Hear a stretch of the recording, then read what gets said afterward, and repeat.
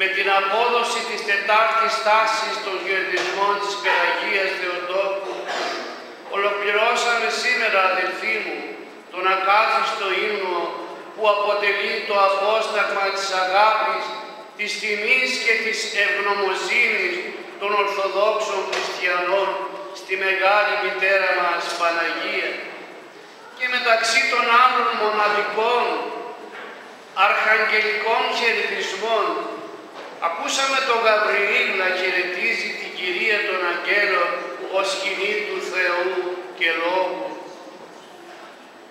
Παραδέχεται δηλαδή ότι η Παναγία έγινε ο τόπος όπου εσκήνωσε ο Υιός και Λόγος του Θεού και κυοφορήθηκε ο σωτήρας του κόσμου Ιησούς Χριστός. Άραγε η επιλογή αυτή του Θεού στο πρόσωπο της Παναγίας είναι τυχαία? Μήπως ήταν χαριστική? Η Παναγία μας δεν επιλέχθηκε τυχαία από τον Θεό και δεν εντάχθηκε στο σχέδιο της Θείας Οικονομίας χωρίς λόγο. Αυτό συνέβη γιατί στο πρόσωπο της συμπυκνώνονται 4 κορυφαίες αρετές που την κατέστησαν ικανή και άξια της μεγάλης της αποστολής. Η πρώτη μεγάλη αρετή της ήταν η αξιπέραστη πίστη της. Αυτή η πίστη δοκιμάστηκε, θα λέγαμε, ότι πέρασε από εξετάσεις όταν ο απεσταλμένος του Θεού της μετέφερε το θέλημά του να γίνει κατά σάρκα μητέρα του Θεανθρώπου. Τότε κάμφθηκαν όλες οι αμφιβολίες και ποτάχθηκαν στη σοπή της πίστης. Μπορεί να μην εννοούσε την πληρότητά του στα λόγια του Αγγέλου, πίστευε όμως στην αγαθότητα και στη δύναμη του Θεού.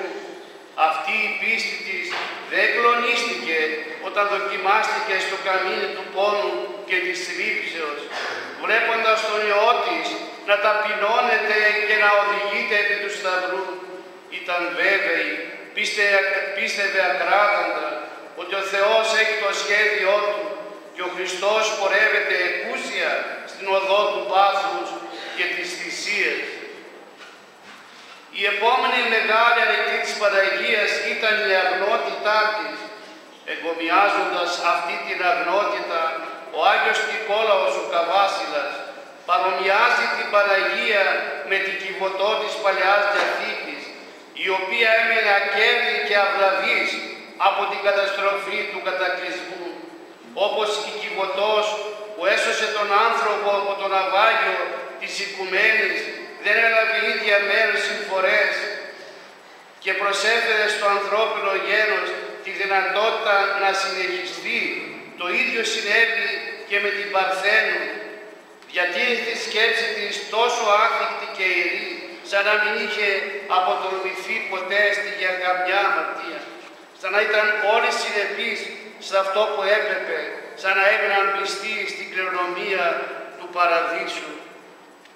Ούτε καν αισθάνθηκε πραγματικά την κακία που ξεχύθηκε σε όλη τη γη.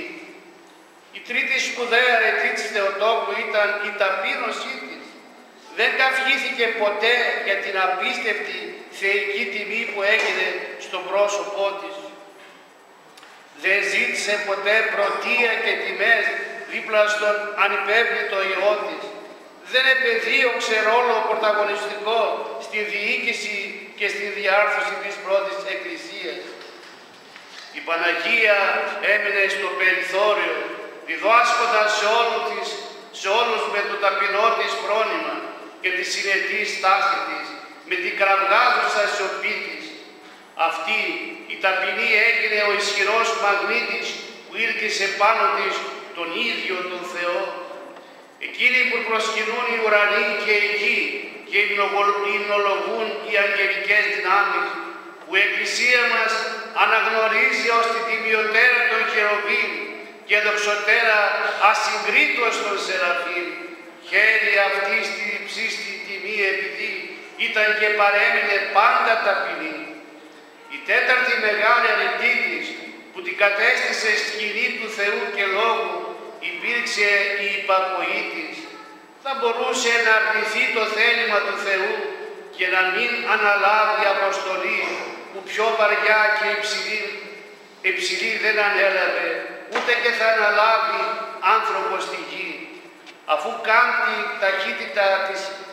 ταχύτατα τις φυσιολογικές ανθρώπινες αναστολές, αποδέχεται το θέλημα του Θεού με το λόγο της υπακοής, η δούλη Κυρίου γεννητόμη κατά το ρήμα σου.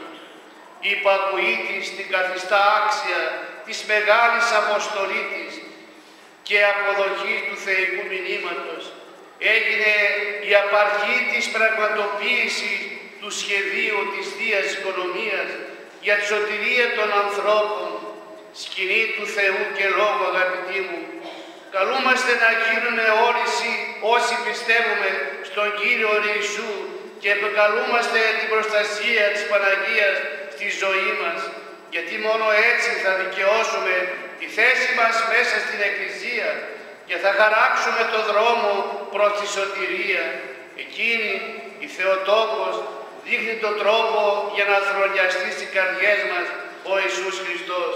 Και αυτός ο τρόπος δεν είναι άλλος από τη βαθιά και καρδιακή πίστη σε Εκείνον, την αγνότητα και την καθαρότητα του βίου μας, την ταπείνωση και την υπακοή στο θέλημα του Θεού.